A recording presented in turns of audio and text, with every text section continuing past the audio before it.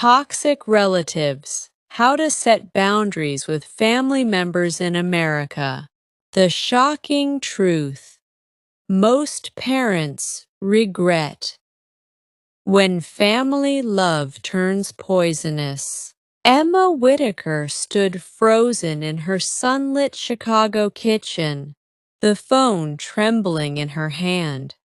Rain lashed against the windows of their cozy Oak Park bungalow as her mother-in-law's voice drilled into her ear like ice picks. Emma, darling, I'm only saying this because I love you. If you'd quit that pointless marketing job and actually focus on building a real family, little Noah might not be so, well, delayed. I raised 3 strong boys, you know. I could pack a bag tomorrow and stay for the whole summer. A boy needs his grandmother's guidance. Emma's stomach twisted. Her 6-year-old son Noah was not delayed. He was gentle, imaginative, and currently curled under the dining table with his sketchbook because he had overheard Grandma Margaret's last helpful visit. The words landed like bricks on Emma's chest. She wanted to scream, to hurl the phone across the room, to shatter the fragile illusion of family unity they had maintained since her wedding day. Instead, she managed a choked, "We'll discuss it later," and ended the call. That night, as thunder rolled over the Midwest suburbs, Emma sat on the edge of Noah's bed, gently stroking his dark curls while he slept. Silent tears streamed down her face. She had left her quiet life in Portland, Oregon for love, only to find herself suffocating in a web of toxic relatives who mistook blood ties for ownership rights. The heartbreaking reality crashed over her. She wasn't the only one drowning. Across America, countless parents wake up to the shocking truth most of them bitterly regret, that staying silent to keep the peace doesn't protect their children. It slowly poisons the entire family. Emma had first met John Whitaker at a digital marketing conference in Seattle back in 2018. He was 6 feet 2 inches, with warm hazel eyes, a quiet sense of humor, and a Midwestern steadiness that felt like safe harbor after her own fractured upbringing. His family in Illinois had seemed picture-perfect during those early visits. Loud Sunday roasts in Naperville, holiday traditions passed down through generations, the kind of boisterous love you see in feel-good movies. Margaret's tight hugs and Richard's booming laughter had masked the control that would later reveal itself. The engagement party in 2019 was the first subtle warning. Margaret had pulled Emma aside, perfume thick in the air.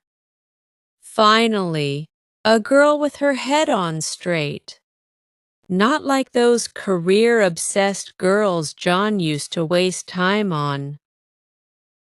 Uncle Richard, Margaret's older brother and a retired accountant, had slapped John on the back hard enough to jolt him.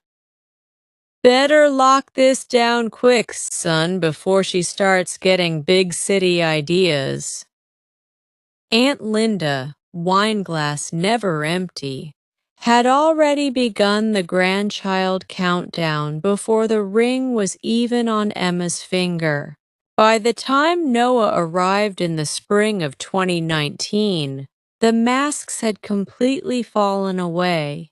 The first major tragedy unfolded at Noah's second birthday party in their Oak Park backyard. Emma had envisioned a calm, intimate gathering. Close friends, a simple blue cake from their favorite local bakery, and plenty of space for Noah to play without overwhelm. Margaret arrived like a general with reinforcements. Uncle Richard, Aunt Linda, 2 adult cousins, and Father Thomas from their old parish, just in case the boy needs blessing. They commandeered the kitchen. The store-bought cake was declared unacceptable for a real mother. Noah's meltdown from the sudden crowd noise was met with Margaret's stage-whispered judgment in the hallway. "You need to be firmer, John. That boy needs discipline, not all this coddling." And Emma, bless her heart, she's quite sensitive, isn't she?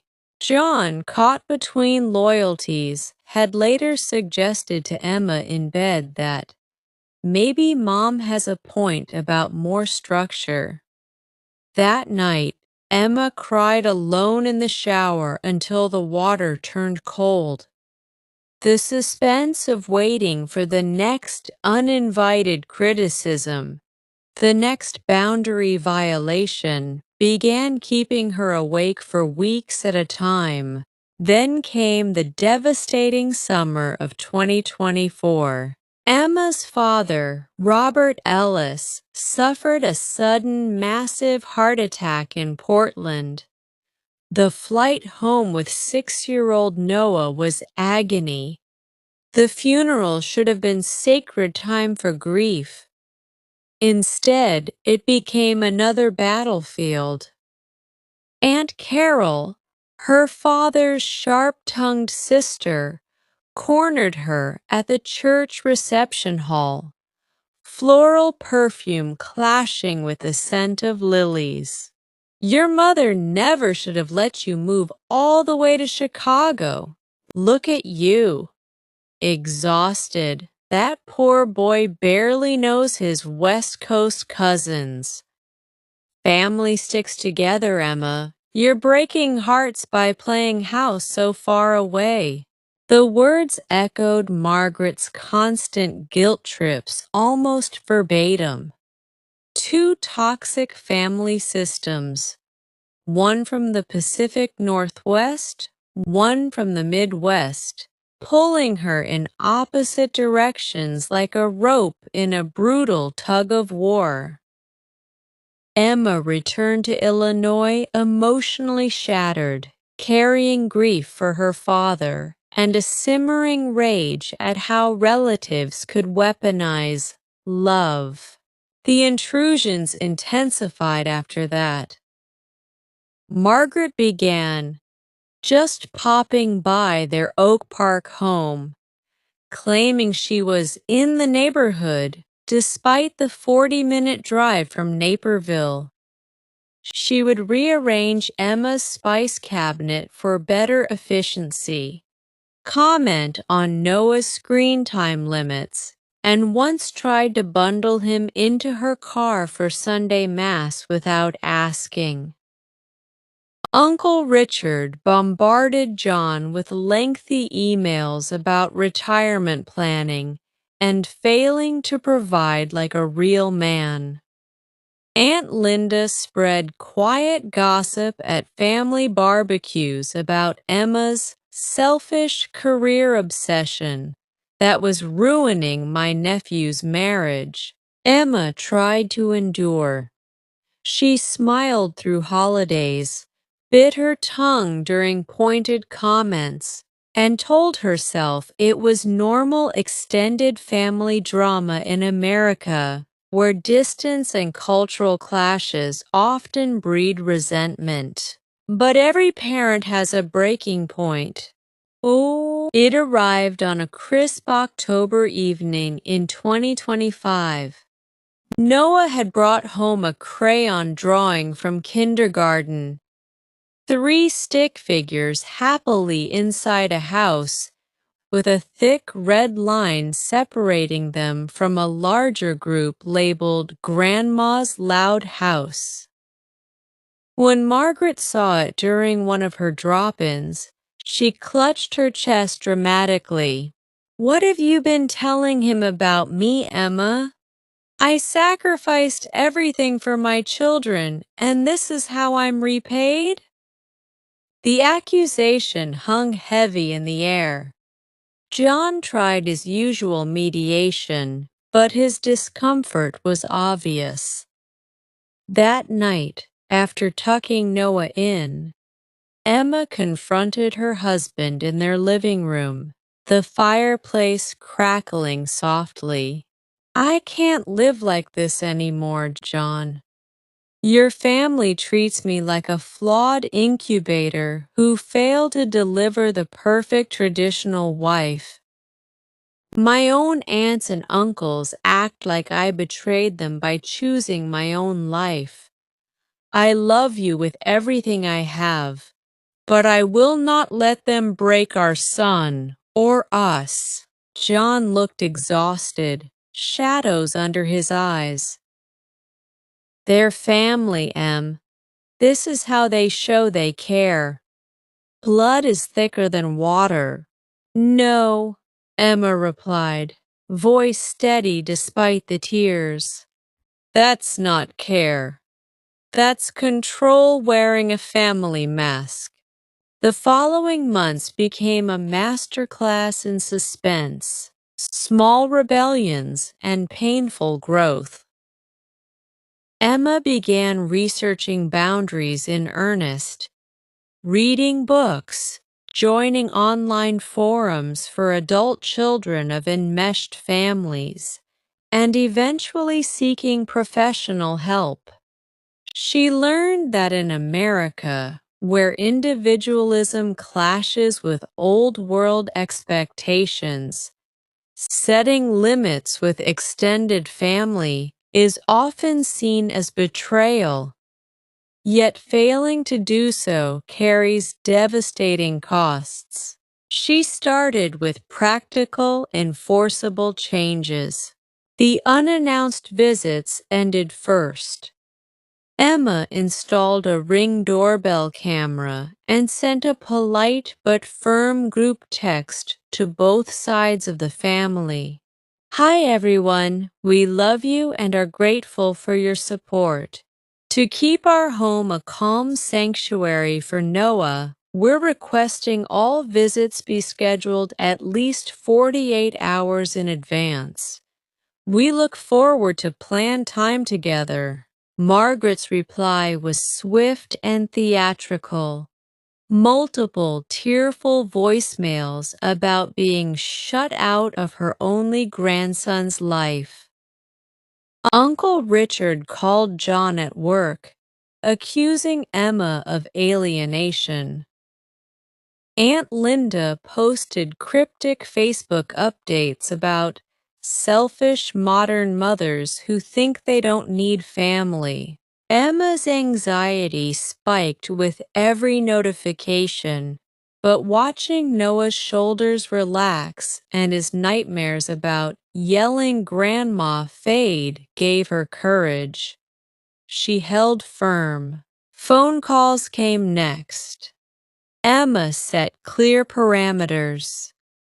"We'll catch up on Sundays between 2 and 3 p.m. Please respect our work and dinner hours." When Margaret ignored this and called during a client meeting, Emma stopped answering and responded later with calm text. "I value our relationship, but constant criticism of my parenting is hurting Noah and me. Let's speak kindly or take some space." The shocking truth Emma uncovered through therapy and late-night research was heartbreakingly consistent. Most parents deeply regret not setting these boundaries earlier. They regret the years their children spent anxious and people-pleasing. They regret marriages strained to breaking point. They regret the slow erosion of their own identity under the weight of guilt. In a support group held in a quiet Evanston community center, Emma met people whose stories mirrored hers. Lisa, a mother whose in-laws had tried to override doctors' recommendations for her autistic daughter. Michael, whose large Italian-American family still demanded attendance at every cousin's event, despite his wife's severe social anxiety. Their shared pain created an instant bond. One particularly rough evening after a call with Aunt Carol. "Your cousin just had her third. When will you stop being selfish and give Noah siblings?" Emma sat John down with highlighted articles, her journal, and printed studies. "I need you to choose us," she said quietly. "Not them. Us." John's eyes welled up. He confessed how his mother's emotional manipulation had shaped his childhood. Constant guilt if he pursued his own dreams too far from home. But seeing Noah bloom with clearer boundaries shifted something fundamental. He began responding to Margaret with new language. "Mom, we love you, but Emma and I are the parents. We make the decisions for our family." Thanksgiving 2025 became the ultimate test. Margaret had demanded the entire extended family gather at her Naperville house for the full traditional spread. Emma proposed a compromise. They would host a small morning celebration at home and join for dessert. The reaction was explosive. Margaret cried to every relative. Uncle Richard sent a scathing group email about entitled young couples destroying family unity. Even Emma's mother in Portland, fed stories by Aunt Carol, called to urge her to keep the peace for your father's sake. Emma and John chose peace on their own terms. They roasted a small turkey, played board games, and watched Noah create elaborate art projects without tension. When Margaret appeared on their doorstep that evening anyway, suitcase in hand, to help with leftovers and talk sense into you, John gently but firmly blocked the entrance. "Mom, no, not tonight. We asked for notice. We need space."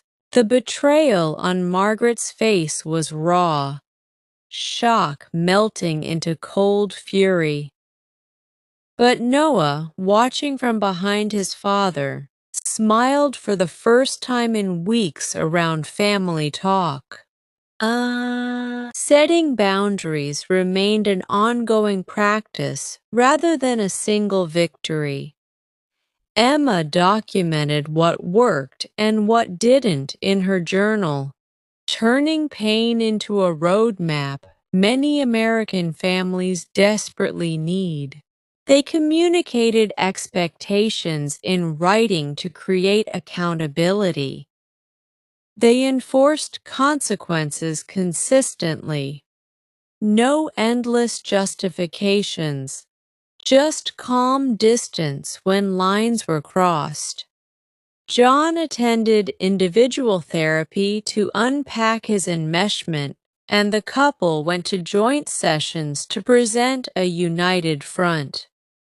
They reduced contact with the most toxic voices, Aunt Carol and Uncle Richard, without going full no contact, preserving minimal relationships on their terms. New family traditions replaced old obligations. Weekend camping trips to Wisconsin Dells for just the three of them, weekly device-free game nights, and quiet Christmases focused on Noah's joy rather than performance. Emma found strength in books like Adult Children of Emotionally Immature Parents and Boundaries by Cloud and Townsend. By early 2026, gradual healing emerged. Margaret attended a carefully mediated family counseling session in downtown Chicago. Through halting tears, she admitted her own widowhood and empty nest loneliness had fueled her clinging behavior. Progress was imperfect. Holidays still carried tension. Occasional passive-aggressive comments still slipped through. But the constant dread had lifted. Noah thrived. His teacher noted improved confidence and social connections. His drawings now showed a happy family without red dividing lines. In spring 2026, John and Emma renewed their vows in a private lakeside ceremony along Lake Michigan's shore, wind whipping through their hair as they promised to protect the sanctuary they had fought to build. Emma often reflected on the parents across America who wait too long, the ones whose adult children eventually cut all ties. The grandparents who lose years they can never recover. The marriages that collapse not from lack of love between spouses, but from relentless external pressure. The shocking truth is simple, yet profound. Love without boundaries is not love. It is control disguised as affection. Toxic relatives do not have to remain toxic forever if everyone chooses growth. But when they refuse, protecting your peace and your children's future is not selfish. It is necessary survival in a country where family drama crosses state lines and generations. If you're navigating toxic family dynamics, remember, you are not obligated to set yourself on fire to keep others warm. Your nuclear family deserves peace. Start small, stay consistent, and seek support when needed. Good luck on your journey. You've got this. Stay with us on this channel for more honest stories, practical boundary setting guides, and real talk support for modern family challenges. Subscribe, hit the notification bell, and join a community choosing healthier lives. Your future self and your children will thank you.